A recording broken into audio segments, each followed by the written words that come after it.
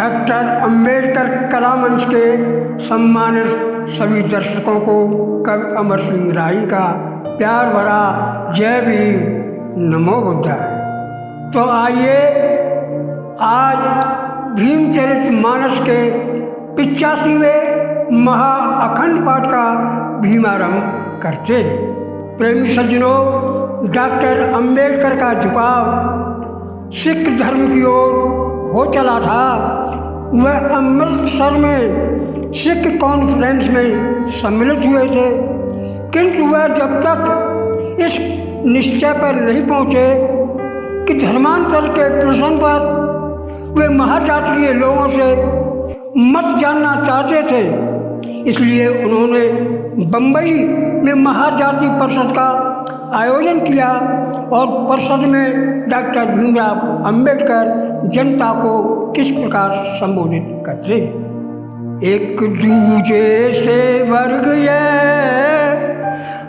रहते हैं प्रतिकूल, वर्ग कलही देश में छुआछूत की मूल, मानव बल और द्रव्य बल जो उनसे बेकार, इस कारण अन्याय का कर न सके प्रतिकार। हिंदू धर्म में किसी व्यक्ति को हिंदू धर्म में किसी व्यक्ति को नहीं कोई स्थान, और बिना धर्म परिवर्तन किए होगा नहीं उत्थान।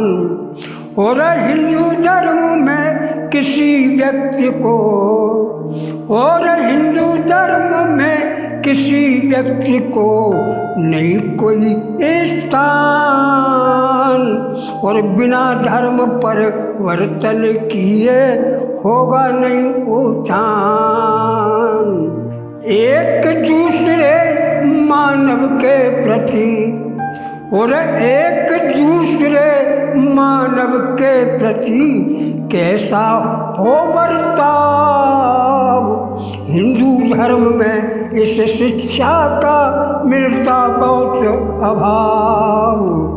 और अछूत वर्ग के साथ हमेशा रहता निम्न स्वभाव, और स्वतंत्र जीवन नहीं रहता है, इतना पड़े प्रभाव। सो हर पग पर सहना पड़ता है, हर पग पर सहना पड़ता है तुम सबको अपमान, और बिना धर्म परिवर्तन किए होगा नहीं उत्थान।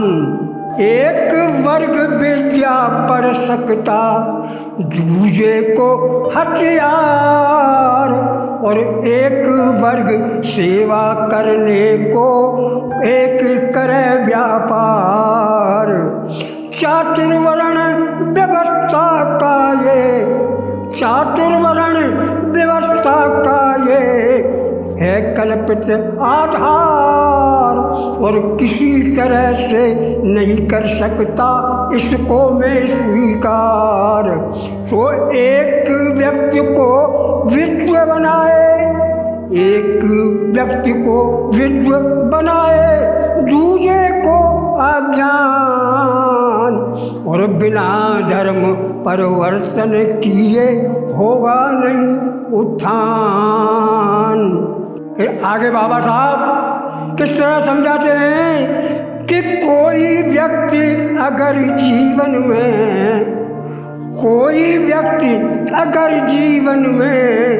करना चाहे विकास, सहानुभूति समता स्वतंत्रता तीन बातों खास, सभी तरह से आप दिखाई देते मुझे निराश, फिर भलाई होने की तुम नहीं कर सकते आस।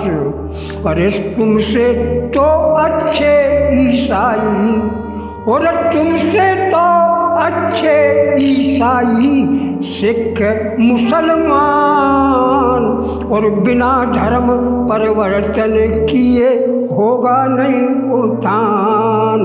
फिर क्या कहते हैं बाबा साहब कि अछूत भाइयों बहुत सोलिए, अछूत भाइयों बहुत सोलिए, अब तुम जाओ जाग, वरना तुमको डस जाएगा काला बिसियर नाग।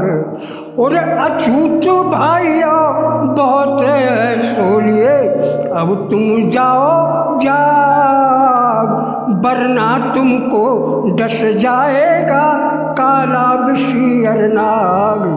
अगर चाहते आप मिटाना ये कलंक का दाग, तो तुम सारे हिंदू धर्म का कर दो अब परित्याग। और नहीं रुकूं कहने से चाहे, और नहीं रुकूं कहने से चाहे, आकर कहें भगवान, और बिना धर्म परिवर्तन किए होगा नहीं उत्थान। बाबा साहब की बात सुनकर सरदार दिलीप सिंह क्या कहते हैं, तो भीमराव अंबेडकर जी एक विनय आपसे है हमारी, एक विनय आपसे है हमारी, अपने अनुयायियों साथ आप ने सिख धर्म को स्वीकारी, अपने अनुयायियों साथ आप ने सिख धर्म को स्वीकारी। तो सरदार दिलीप सिंह की बात सुनकर बाबा साहब कहने लगे, अपने मन यही सोच रहा, अपने मन यही सोच रहा, किस धर्म में करूँ मैं धर्मांतर, किस धर्म में करूँ मैं धर्मांतर। मुस्लिम ईसाई बनने पर राष्ट्रीयता में आए अंतर, मुस्लिम ईसाई बनने पर राष्ट्रीयता में आए अंतर। इस्लाम धर्म स्वीकार करूं, मुस्लिम संख्या अति बढ़ जाए, मुस्लिम संख्या अति बढ़ जाए, मुस्लिम सत्ता का खतरा भी इस देश के अंदर मंडराए, मुस्लिम सत्ता का खतरा भी इस देश के अंदर मंडराए। यदि मैं ईसाई बन जाऊं, यदि मैं ईसाई बन जाऊं, तो ईसाई भी जाए बढ़े, तो ईसाई भी जाए बढ़े। इससे अंग्रेजों की ही होगी भारत में सत्ता सुदृढ़, इससे अंग्रेजों की ही होगी भारत में सत्ता सुदृढ़। तो अछूत वर्ग यदि इसके उलट वे सिख धर्म अपनाएगा, वे सिख धर्म अपनाएगा, तो राष्ट्रीयता की संस्कृति में नहीं कोई अंतर आएगा, तो राष्ट्रीयता की संस्कृति में नहीं कोई अंतर आएगा।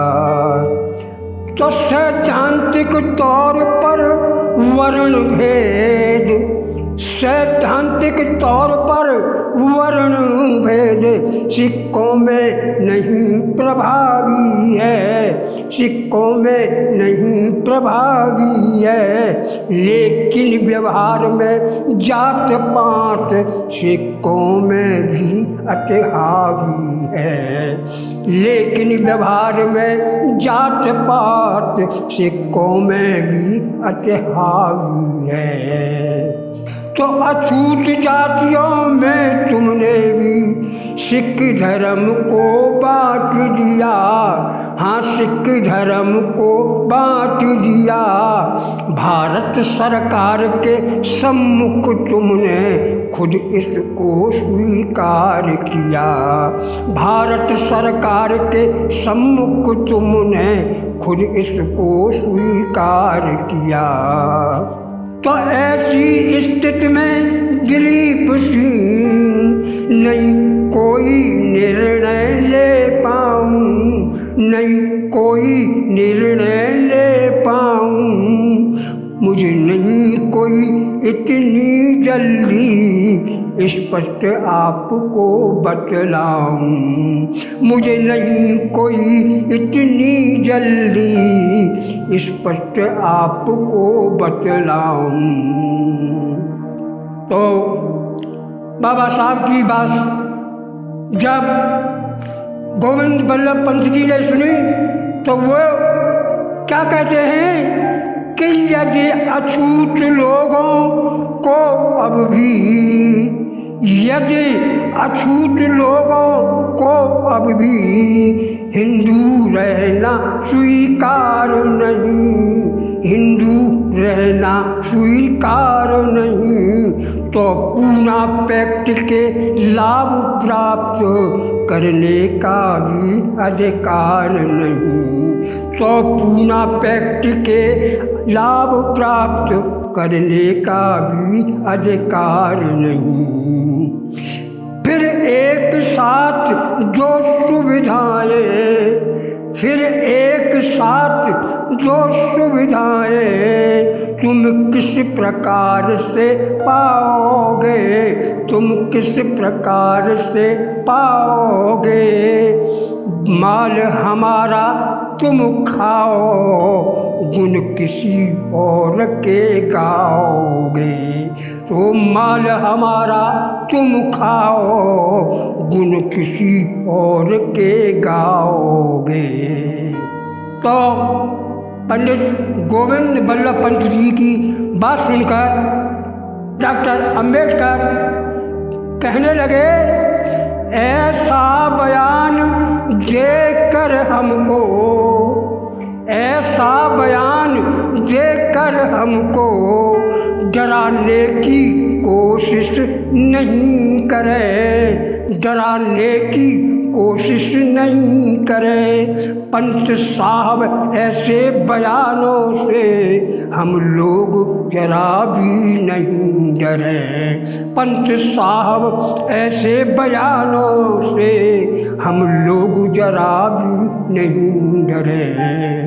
हिंदू कोटे के कारण ये सीटें कोटे में नहीं आई, सीटें कोटे में नहीं आई। साधारण कोटे से हमने ये सीटें आरक्षित पाई, साधारण कोटे से हमने ये सीटें आरक्षित पाई। सम्मानित साथियों, आज के भीमचरितमानस महाअखंड पाठ को यहीं विराम देते हैं। फिर आपसे मुलाकात होगी। जय भीम, नमो बुद्धाय।